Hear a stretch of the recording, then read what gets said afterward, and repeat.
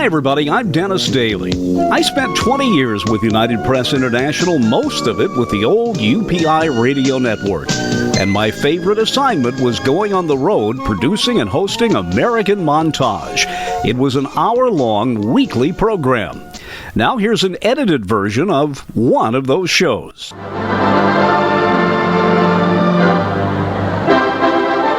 Boy, you cannot mistake that sound, a beautifully restored Horlitzer theater organ in a beautifully restored theater, the Paramount Theater in downtown Oakland, California. This theater went through a lot of changes, as many theaters have over the years, falling into disrepair, but a wonderful, energetic, and generous group of people has gotten together to put this theater back to its former glory. Ken Walters is one of the guides here. He's been involved in communications for decades and has a great love of the theater. I asked him to go back to the beginning and tell us the story of this movie palace. The story really starts in 1925 when Publix Theaters, Inc., the exhibition arm of Adolf Zucker's Paramount Pictures empire, decided to add 17 world-class theaters to their already extensive chain of over 1,200 theaters stretched across the United States. The first one opened in Detroit, Michigan in 1925. It was called the Capitol Theater. The last one to open was in 1931, and it was the Oakland Paramount Theater. Of those 17, this is the only one that's in true Art Deco style. All the rest of them were designed by Rapp and Rapp, two architects in Chicago that did most of Publix architecture work for them. This one was designed and built by a group of Bay Area investors called Investment Properties Corporation.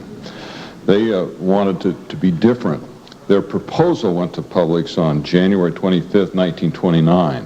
Now, that's just 4 months after the famous San Francisco Fox opened, the world-class Baroque-style architected theater.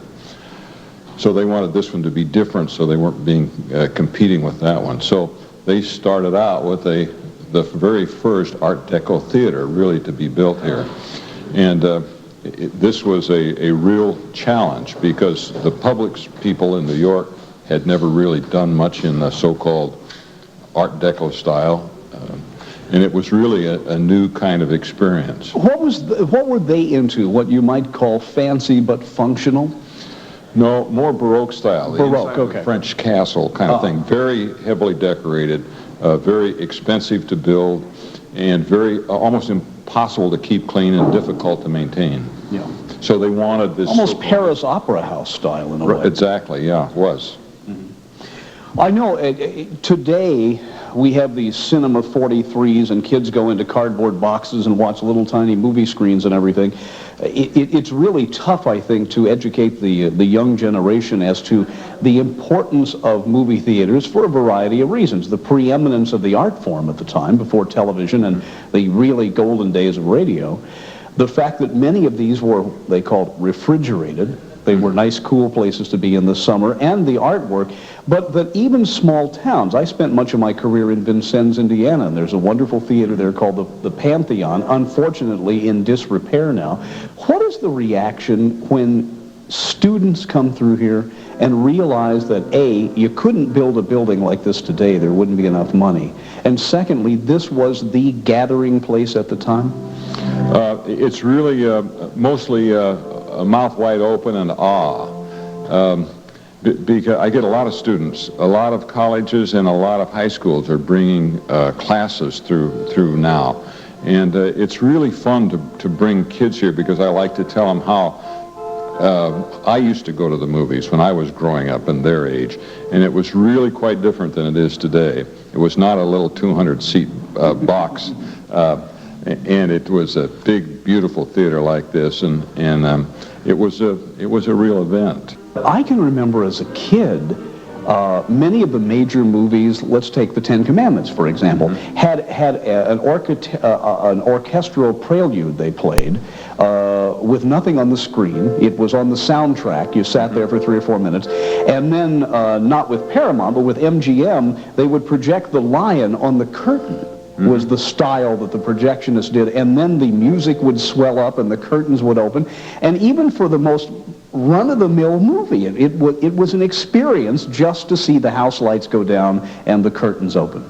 Yeah, it was. It truly was. And when that lion roared, boy. You knew it roared. Yeah. And when the Paramount Mountain came up and when the 20th Century Fox came up, you knew it. And it was a big event, and you knew this was the beginning of something important. Ken, I hate to move forward in time. If I can move just a little bit this way, people may have been able to hear in the background. Here we are today. There's going to be a live performance. The Rich Little Show is here. They're tuning up the orchestra, the little band that's playing with them.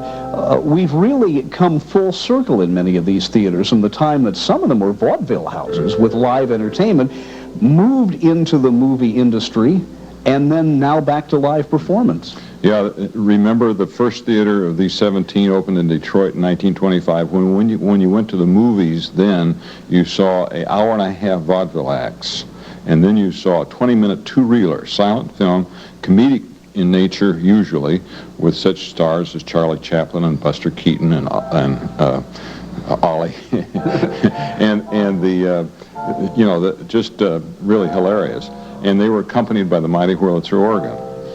Well, and if I hate to keep interrupting you, but 25 was the year the original Ben-Hur came out.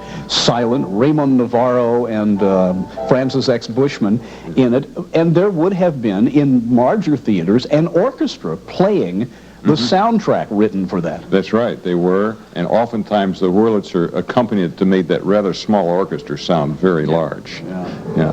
And it was an important part of the theater. Ken, where do you want to walk to now? I don't want to be the one leading the interview here, but... I want to take you out into this marvelous auditorium that we have here. Okay. It's really a lot of fun to take a look at, and there'll be people coming into it shortly, so we need to get out here before the crowd actually starts coming in.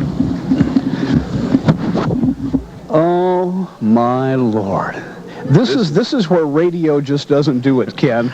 I'm sorry it doesn't. I cannot tell you about it, except that it is beautiful. It is absolutely magnificent. If I may, the ceiling is very, very high with great, almost artistically arranged Venetian blind louvers, backlit, and then there are beautiful lights in the ceiling, ornately carved vertical panels. This is an example of really the golden age of theaters. It really is. The story really starts in the carpet to begin with. The carpet was designed by Pfluger, Timothy Pfluger, the architect of the theater, and it incorporates, well, first of all, Art Deco really was born in France in 1925 when the French government decided to have a worldwide exhibition to invite all of the architects, industrial designers, and interior designers of the world. And when they got there, of course, like all world bodies, they had a hard time really agreeing on anything. But they came up with zigzags and swirls. Well, Timothy Pfluger's the guy that married all things of nature with those zigzags and swirls. So in the carpet is grass, flower, leaf, and vine, all incorporated into these zigzags and swirls. Well, now, Ken, Rich Little's show, the great impressionist, is here today. What other kind of acts are you booking in here? And is it used as a motion picture or simply legitimate theater and symphony now? Well, last night we had one of our movie classic nights. They're a lot of fun, and all of the people here at the Paramount just love putting them on. Last night was Alfred Hitchcock's To Catch a Thief. Ah! And it's we only show classic movies though, and it was a marvelous thing. We have a newsreel, a cartoon, coming attractions that don't come, by the way, because you can't get trailers anymore. And then now, trailers are the previews for those who may not be familiar with the phrase. Right, coming attractions, yeah. And then we play Deco-Win, a chance to win valuable prizes at the House of Generosity, the Paramount Theater. And you used to win, of course, dishes or glassware when they had those kinds of games in theaters. Now you win dinners at local restaurants or theater tickets.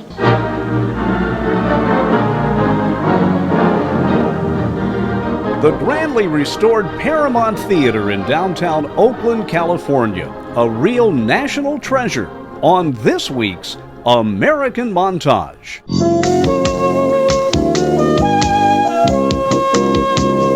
And there you have it, another edited episode of one of the American Montage programs prepared for the UPI Radio Network back in the 1980s and 90s. I'm Dennis Daly. Thanks for listening. Thanks for going with me this week. And check YouTube for more American Montage programs.